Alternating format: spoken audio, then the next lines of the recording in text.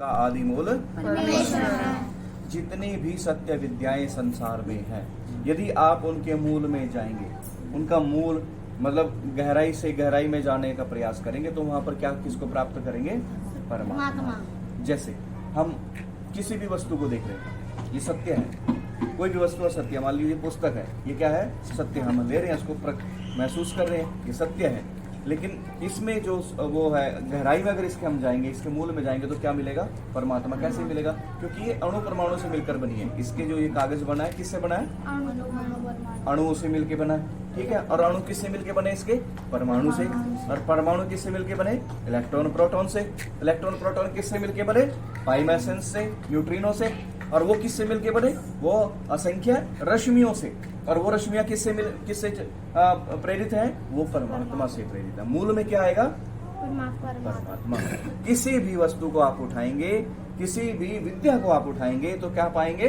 परमात्मा को ही मूल में पाएंगे। इसीलिए पहला नियम महर्षि जी ने, ऋषि दयानंद जी ने क्या बताया कि सब सत्य विद्या और जो पदार्थ विद्या से जाने जाते हैं, उन सब का आदि मूल क्या है? परमेश्वर। और जो विद्या से नहीं जाने जाते, उनके मूल में परमेश्वर नहीं। वो कपोल कल्पनाएं होती हैं, ठीक है। जैसे पंख वाला घोड़ा, ठीक है, एंजल, एंजल बोलते हैं ना, लिटिल एंजल, फलाना एंजल, बिगड़ा एंजल, ये कपोल कल्पनाएं हैं। क्यों? ऐसा संभव नहीं है। क्या पंख वाला घोड़ा देखा कभी? नहीं। सुना कभी? केवल कहानियों में सुना ना। और कहानी क्या है? कल्पना है, ठीक है। आज केवल दो नियमों पे ही बात करेंगे, फिर बाकी बाद में करेंगे। नियम 2। ईश्वर सच्चिदानंद स्वरूप निराकार सर्वशक्तिमान न्यायकारी दयालु अजन्मा अनंत निर्विकार अनादि अनुपम सर्वाधार सर्वेश्वर सर्वव्यापक सर्वांतर्यामी अजर अमर अभय नित्य पवित्र और सृष्टि करता है। अब इसको हम समझेंगे थोड़ा थोड़ा, एक एक शब्द को समझने का प्रयास। इसने बताया ईश्वर मतलब परमात्मा, परम आत्मा। जो आत्माओं में भी क्या है? परम मतलब सूक्ष्म से सूक्ष्म है। परम है मतलब जिसकी सत्ता परम है, जो सबसे बड़ी सत्ता, उसको बोलते हैं परम। आत्मा मतलब आत्मा। और वो क्या है? चेतन है। ये भी ध्यान रखना। वो क्या है? चेतन। वो निर्जीव नहीं। परमात्मा क्या है? सजीव है। सजीव मतलब चेतन, ठीक है। चेतन कैसे? जैसे हम चेतन है, हमें क्या महसूस होता है? सब कुछ, दुख सुख गर्मी सर्दी हमें महसूस होती है, लेकिन परमात्मा को गर्मी सर्दी महसूस नहीं होती। लेकिन वो चेतन है। चेतन कैसे है? क्योंकि आज परमात्मा शरीर में नहीं बंधा हुआ। अगर शरीर में जो बंधा हुआ है उसको तो गर्मी सर्दी का महसूस होगा, लेकिन परमात्मा को महसूस नहीं होता, क्योंकि वो शरीर में बंधे हुए वो क्या है? सर्वव्यापक है। सर्वव्यापक मतलब सब जगह, यहाँ भी, मेरे सामने भी, मेरे दाएं में भी, मेरे बाएं में भी, मेरे नीचे भी, धरती के नीचे भी। क्योंकि धरती तो एक लिमिट में है। वो धरती के बाद क्या आ जाता है? अंतरिक्ष आ जाता है। ऊपर भी, दाएं बाएं सब जगह अंतरिक्ष भरा पड़ा है। और अंतरिक्ष में क्या? पृथ्वी है। और फिर इसके चारों तरफ क्या काट रहे चक्कर? पृथ्वी है। और पृथ्वी के अन्य जो ग्रह वो भी है ब्रह्मांड में। और फिर ऐसी आकाश गंगाएं, क्योंकि सूर्य जो है किसका हिस्सा है? आकाश गंगा का। और आकाश गंगा ऐसी कितनी है? असंख्य है। तो इसलिए क्या है? परमात्मा इन सब में व्याप्त है। परमात्मा के अंदर है ये सभी। बोलते हैं ना, हिरण्यगर्भः। हिरण्यगर्भ का मतलब पूरा का पूरा संसार को अपने गर्भ में समाये हुए। जिस प्रकार से बरबंटी का फल होता है, बरबंटी देखी है? गुल्लर का फल देखा है? बरबंटी देखिए? बड़का पेड़ फल बरबंटी, जब उसको तोड़ोगे ना, साबुत होती है, उसके अंदर तोड़ोगे तो उसमें जीव निकलते हैं। तो उसी प्रकार परमात्मा के अंदर हम सभी जीव क्रियाएं कर रहे हैं, अपना कर्म, अपना जीवन जो है वो जी रहे हैं। तो ईश्वर जो है वो सच्चिदानंद स्वरूप। सच्चिदानंद मतलब सत-चित आनंद। सत-चित संधि कर दी, इसकी संधि करके शब्द बदल जाता है ना, अलग से बोला जाता है। तो सच्चिदानंद मतलब सत-चित आनंद वाला। सत है यानी वो सत्य है, सत्य है, उसको कोई नकार किसी के मानने या ना मानने से उस पर कोई फर्क सत्य सत्य होता है। कैसे? जैसे 2 और 2 4, ठीक है, होते हैं 4। 2 + 2 कितने होते हैं? 4 होते हैं ना। 2 + 2 2 और 2 + 2 क्या है? 4 सभी मानते हैं, लेकिन कोई ये मान के बैठ जाए मैं नहीं मानता 4, मैं तो 3 मानूंगा, उसका लाभ होगा कि हानि होगी? उसका नुकसान होगा। इसलिए उसको क्या बोलते हैं? निराकार, उसका आकार नहीं है। क्यों? वो सब जगह पाया जाता है, वो इस वायुमंडल में भी है, ब्रह्मांड में भी है, सब जगह है, तो वो क्या है? निराकार। सर्वशक्तिमान। सर्वशक्तिमान कैसे है? सर्वशक्तिमान। अच्छा ये बताओ, ये घर बनाया हमने, इस घर को बनाने में हमारा पैसा लगा, हमारा समय लगा, ईंटें ढोई हमने, इतना बल लगा, थकते हैं ना? सारे के सारे थक जाते हैं, मिस्त्री भी थक जाता है और हम भी सारे थक जाते हैं, मजदूर भी थक जाते हैं, थकते हैं ना?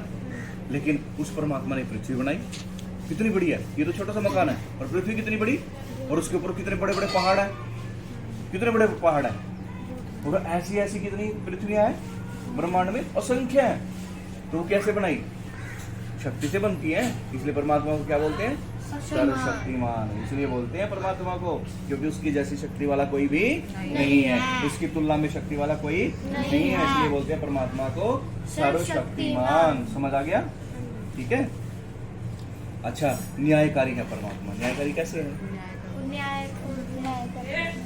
न्याय जैसा कर्म करेगा वैसा फल मिलेगा। अच्छा कर्म तो अच्छा फल, और बुरा कर्म तो बुरा फल मिलेगा ही मिलेगा। उसमें कोई घूस, कोई रिश्वत परमात्मा के न्याय में, परमात्मा के उसमें नहीं चलती। ठीक है। परमात्मा का जो सिस्टम है वो न्याय का ऐसा है, इस प्रकार का है कि उसमें कभी कहीं भी कोई छूट नहीं होती। कोई सोच रहा है ना मैं गंगा नहा करके और मैं अपने पाप धो दूंगा, मेरे जो पाप थे वो मेरे क्षमा हो जाएंगे, ऐसा नहीं है।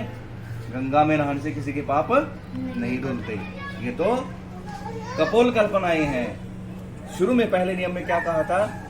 सब सत्य विद्या और जो पदार्थ विद्या से जाने जाते हैं उनका आदि कौन? परमेश्वर है। जो कपोल कल्पनाएं है उनका परमेश्वर से कोई संबंध नहीं है, उसका भगवान से कोई संबंध नहीं है। इसलिए गंगा में नहाने का भगवान से कोई संबंध, ईश्वर से कोई संबंध नहीं है, वो केवल कपोल कल्पना है। दयालु। दयालु किस तरह से है परमात्मा? न्यायकारी है तो दयालु कैसे होगा? कैसे है दयालु? दया कैसे करता परमात्मा? दया ऐसे करता है कि जो मनुष्य है, मनुष्य का सामर्थ्य सूक्ष्म थोड़ा होता है, कम होता है, परमात्मा का सामर्थ्य बहुत अधिक होता है। तो अपने सामर्थ्य से वो मनुष्य को क्या करता है?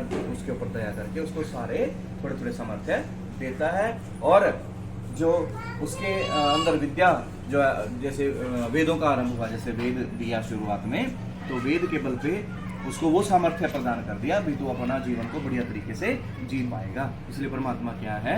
दयालु है। इसलिए परमात्मा क्या है? ठीक है। मैं बड़ा घर में परिवार है और ये छोटी बच्ची है। अब मैं इसके लिए सुविधाएं क्या देता हूँ, इसको क्या कैसे रहन सहन देता हूँ, इसको खाट देता हूँ, कूलर देता हूँ, पंखा देता हूँ, ना देता हूँ, वो तो मेरे ऊपर है ना। ठीक है। तो दयालु किसको बोलेंगे? जो दे देगा भाई इसके जीवन यापन के लिए आसानी से जीवन, उसको बोलेंगे दयालु। अजन्मा। परमात्मा कभी जन्म नहीं लेता क्योंकि उसका वो तो निराकार है। अब निराकार को जन्म कौन दे देगा? और सूक्ष्म से सूक्ष्म है तो क्या हुआ? इसलिए वो क्या है? अजन्मा है, कभी जन्म नहीं लेता। अनंत। अजन्मा, अजन्मा के बाद अनंत, जिसका कोई अंत नहीं है। देखो हमारा पृथ्वी सौरमंडल का अंग है और सौरमंडल में सूर्य है। ऐसे ऐसे असंख्य सूर्यों वाली जो है हमारी ये क्या बोलते हैं उसको? आकाश गंगा है। और ऐसी ऐसी असंख्य आकाश गंगाएं क्या है? ब्रह्मांड में है फैली हुई। तो इसका मतलब क्या है? अनंत है। इसलिए हम उसका अनुमान नहीं लगा सकते, उसकी कोई सीमा नहीं है। निर्विकार। परमात्मा में कोई विकार नहीं आता। विकार किसमें आता है? जिसका सामर्थ्य कम हो, जिसके अंदर किसी चीज की कमी हो, उसमें तो हम कमी उसकी तो पूर्ति करेंगे, यानी वो विकार आ सकता उसमें। लेकिन जिसमें किसी चीज की कमी ही नहीं है, कोई स्थान है ही नहीं उसमें किसी उसके लिए, तो क्या है? वो निर्विकार, उसमें कोई विकार आता ही नहीं है। अनादि, अनादि मतलब शुरू से, कब से पता ही नहीं कब से, इसलिए उसको अनादि कहा जाता है।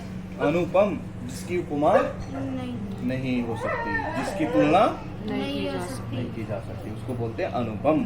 तो ऐसे किसके गुण है ये? परमात्मा के। सर्वाधार, सबका आधार, सबका आधार मतलब हर वस्तु का आधार क्या है? परमात्मा है। पहले नियम में बताया, जैसे आप हर वस्तु के सूक्ष्म उसमें जाएंगे, आधार में जाएंगे, क्या मिलेगा? परमात्मा मिलेगा। जल पीते हैं, उसमें परमात्मा। सूक्ष्म रूप में कण किस किस में बने? अणु परमाणु, और उसके मूल में क्या? परमात्मा। तो ऐसे ही परमात्मा क्या है? सर्वाधार है, सर्वेश्वर, सभी ऐश्वर्यों का मालिक, सर्वेश्वर, सभी ईश्वरों का ईश्वर, यानी सभी जितने ऐश्वर्य उनका स्वामी क्या है? परमात्मा है, सर्वेश्वर। ठीक है, सर्वव्यापक, सब जगह फैला हुआ, कण कण में परमात्मा, इसलिए उसको बोलते हैं सर्वव्यापक। सर्वांतर्यामी, सबके हृदय में परमात्मा है, और हृदय में ही विचार उठता है, हृदय में ही कोई बात आती। सबसे पहले कहाँ पैदा होती है?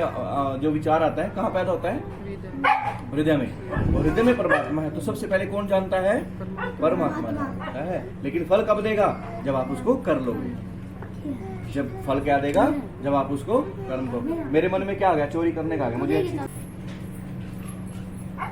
सर्वांतर्यामी, सब कुछ जानने वाला है परमात्मा, क्योंकि सब जगह होने से सारी नॉलेज उसके पास है। अब जो चीज सब जगह, उसका मतलब उसका डाटा कंप्लीट है, उसको हर चीज की नॉलेज है, तो उसको क्या बोलते हैं? सर्वांतर्यामी। फिर है अजर, अजर मतलब बूढ़ा ही नहीं होता। बूढ़ा क्या? जवान ही नहीं होता। अमर, मरता नहीं कभी। अब है, किसी से डरता नहीं कभी, कोई डर है ही नहीं उसको। क्यों? क्योंकि वो क्या है? सर्वशक्तिमान है, सभी शक्तियों से परे है, बड़ा है, तो उसको किसी चीज का डर नहीं है। ना उसको कभी भूख लगती, ना कभी उसको प्यास लगती। भूखे प्यासे को तो डर रहता है। ठीक है ना? अब जिसने सारा कुछ क्या पैदा किया है, सब कुछ जिसका बनाया हुआ, उसको किस चीज से डर रहेगा? किसी से भी नहीं। ठीक है, तो नित्य, नित्य मतलब हमेशा जैसा पहले था वैसा ही रहता है, उसमें कोई परिवर्तन नहीं आता। परमात्मा में कोई परिवर्तन नहीं आता। जितने अणु परमाणु है सारे, उनमें कोई परिवर्तन नहीं। हाँ, सृष्टि के अंत में, जब सृष्टि का अंत होता है, उस समय अणु परमाणु तो नष्ट हो जाते हैं, लेकिन परमात्मा यूं का यूं रहता है, क्योंकि ये अणु परमाणु भी परमात्मा के अंदर ही है। क्योंकि ये अणु परमाणु भी किसके अंदर है? परमात्मा के अंदर है। उसी की कृपा से सृष्टि बनती है, और फिर उसी की कृपा से क्या हो जाती है? सृष्टि नष्ट हो जाती है, अणु परमाणु नष्ट हो जाती है, लेकिन परमात्मा कोई परिवर्तन नहीं होता। पवित्र, उस जैसा पवित्र कोई नहीं है। ठीक है, क्योंकि परमात्मा को गंदगी प्रभावित ही नहीं कर सकती। कोई अपवित्रता, कोई ऐसा विचार जो अपवित्र हो, वो परमात्मा को आता ही नहीं परमात्मा के अंदर। तो परमात्मा क्या है? पवित्र है, और सृष्टिकर्ता। सृष्टिकर्ता क्यों है? क्योंकि सारे अणु परमाणुओं से सारी चीजें बनी है, और सारे अणु परमाणुओं के भी आधार में क्या है? परमात्मा है। तो इसका मतलब सृष्टिकर्ता कौन है? परमात्मा। अब कई बार हम लिख लेते हैं फलाना गुरु सृष्टिकर्ता, फलाना गुरु सृष्टिकर्ता। क्या कोई गुरु सृष्टिकर्ता हो सकता है? नहीं। सृष्टिकर्ता कौन है? केवल एक परमात्मा। गुरु जो है वो शिक्षक हो सकते हैं, गुरु जो है मार्गदर्शक हो सकते हैं, सृष्टिकर्ता क्योंकि सामर्थ्य ही नहीं है। और सृष्टि को कर देगा? कोई पहाड़ बना देगा क्या? बना देगा क्या कोई पहाड़? लेकिन अगर कोई ऐसा कह रहा है ना, भाई पहाड़ बना दिया था, उसने समुद्र सुखा दिया था, उसने सूरज निगल लिया था, ये क्या है? कपोल कल्पना है, ऐसा संभव नहीं है। सृष्टि के नियम के बाहर कोई चीज नहीं जाती। ठीक है, विज्ञान के नियम के बाहर कोई चीज नहीं जाती। लोग कहते हैं भगवान तो विज्ञान से परे है, वो भी मूर्ख हैं, वो जानते ही नहीं है भाई भगवान तो है ही विज्ञान का विषय। बिना विज्ञान के तो भगवान समझ ही नहीं आएगा। जो अणु परमाणु को नहीं समझता, जो अणु परमाणु का जानकारी नहीं रखता, उसको परमात्मा समझ कैसे आएगा? उसकी सूक्ष्मता कैसे आएगी समझ? ठीक है ना? तो भगवान तो है ही विज्ञान का विषय। हाँ, अध्यात्म, प्राणायाम, ध्यान, योग जो है वो अपनाना पड़ेगा जीवन में, तभी हम परमात्मा को प्राप्त कर सकते हैं। जब हम अष्टांग योग को जीवन में धारण करेंगे, तब ही हम परमात्मा को प्राप्त कर सकते हैं। तो यहाँ तक ये दूसरा नियम है। और इसका अंतिम जो वाक्य है, छोटा सा वाक्य है, उसका क्या, उसमें क्या बताया गया? कि उसी की उपासना करनी योग्य है। किसकी? उस परमात्मा की। जो परमात्मा जितने गुणों पर बताए हैं सारे उतने गुणों वाला है, उस परमात्मा की हमें उपासना करनी चाहिए। उपासना मतलब प्राणायाम आदि करके ध्यान करना। ध्यान कहाँ? इस स्थान पे चिंतन करना कि परमात्मा ने सारे सृष्टि बनाई है, सर्वशक्तिमान है परमात्मा, न्यायकारी है परमात्मा, दयालु है परमात्मा, अजन्मा है परमात्मा, अनुपम है, सर्वाधार है, सर्वशक्तिमान है, अजर है, अमय है, अभय है, नित्य है, पवित्र है। ये सारी चीजें चिंतन करना, परमात्मा के गुणों का चिंतन मनन करना, वो कहलाती है धारणा। और उसके बाद धीरे धीरे हम ध्यान की तरफ बढ़ते हैं और समाधि की तरफ बढ़ते हैं। समाधि में परमात्मा की प्राप्ति होती है, ठीक है। और उसका एकमात्र साधन क्या है? एक परमात्मा है और उसको प्राप्त करने का रास्ता भी एक ही है, वो है अष्टांग योग। भिन्न भिन्न परमात्मा नहीं है, भिन्न भिन्न रास्ते नहीं है। लोग कहते हैं परमात्मा एक और रास्ते अनेक प्राप्त करने के, नहीं, वो भ्रम में है, वो अविद्या में है। ऐसे लोग समझ ही नहीं रहे। पता नहीं कितने कितने जन्म व्यक्ति के बीत जाते हैं, लेकिन ये चीजें प्राप्त समझ नहीं आती, ठीक है। और आगे भी भटकेंगे, अभी भटक रहे हैं, आगे भी भटकेंगे। जो लोग ऐसा मानते हैं ना, भटक रहे हैं बेचारे कि परमात्मा तो क्या करता है, परमात्मा के लिए पहुंचने के लिए रास्ते कितने हैं? अनेक हैं। रास्ते अनेक नहीं हो सकते। परमात्मा एक, उसको प्राप्त करने का रास्ता एक, और वो रास्ता है अष्टांग योग, ठीक है। ये हमारे ऋषि मुनियों के द्वारा बताया गया है। कोई ग्रंथ पढ़े, कोई वेद की तरफ बढ़े तो उसको समझ आए। जब वेद को तो लोग केवल नाम नाम के रूप में जानते हैं, विद्या के उसकी विद्या को नहीं जानते। इसलिए हमें परमात्मा को जानने के लिए किसकी तरफ बढ़ना रहेगा? वेद की विद्याओं की तरफ, शिक्षा की तरफ बढ़ना रहेगा। और वेद शिक्षा के आधार पे ही हम अपने जीवन का और औरों के जीवन को क्या कर सकते हैं? ठीक कर सकते हैं, परमात्मा की तरफ हम बढ़ सकते हैं, ठीक है। यूँ क्या था?